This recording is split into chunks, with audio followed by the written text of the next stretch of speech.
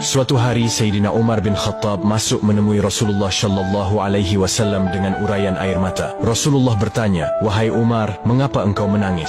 Kemudian Umar menjawab, "Ya Rasulullah, di depan pintu ada seorang pemuda yang menangis dan tangisannya sangat menyayat hatiku." Lalu kemudian Rasulullah menyuruh Umar untuk membawa pemuda itu masuk menemuinya. Ketika pemuda tersebut hadir di hadapan beliau, Rasulullah kemudian bertanya, "Apa yang membuat engkau menangis? Apakah engkau menyekutukan Allah?" "Tidak Rasulullah." "Apakah engkau membunuh seseorang dengan zalim?" "Tidak juga ya Rasulullah." Rasulullah berkata, "Allah akan mengampuni dosamu sekalipun sebesar langit dan bumi." Sambil menangis pemuda itu berkata, "Ya Rasulullah, dosaku lebih besar daripada itu, dosaku sangatlah banyak, dan aku takut pada kemurkaan Tuhanku." Rasulullah kembali bertanya, "Apakah dosamu lebih besar dari kursi Allah?" "Lebih besar lagi ya Rasulullah." "Apakah dosamu lebih besar dari arsy-Nya Allah?" "Lebih besar lagi ya Rasulullah." "Apakah dosamu lebih besar dari Allah?" "Tentu saja Allah lebih besar dan lebih agung dari segalanya," jawab pemuda tersebut. "Ya Rasulullah, aku adalah orang yang suka membongkar kuburan, dan sudah 7 tahun lamanya aku melakukan ini. Suatu ketika ada anak perempuan, Ansyar, yang meninggal dunia. Usai ia dimakamkan, aku membongkar kuburannya dan melucuti kain kafannya. Setan telah berhasil menggodaku sampai aku menyetubuhinya. Setelah itu aku meninggalkannya begitu saja. Namun mayat itu seolah-olah hidup kembali dan berkata, 'Tidakkah engkau takut kepada hukumannya kelak di akhirat? Engkau telah meninggalkanku dalam kondisi telanjang dan junub.'"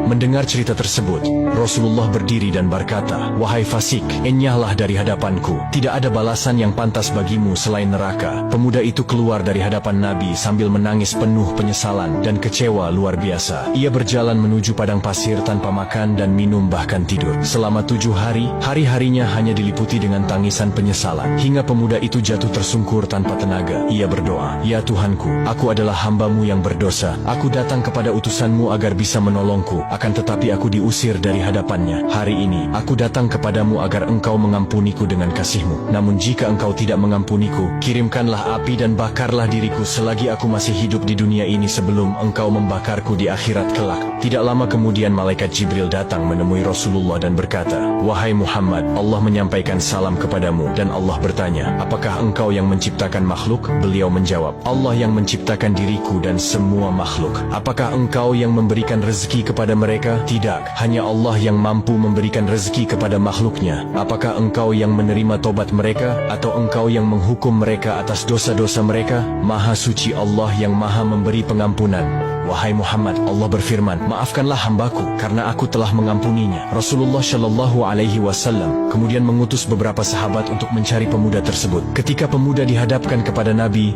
Rasulullah memberitahukan bahwa Allah telah mengampuni dosanya dan menerima tobatnya. Dan tidak lama kemudian, pemuda itu pun meninggal dunia.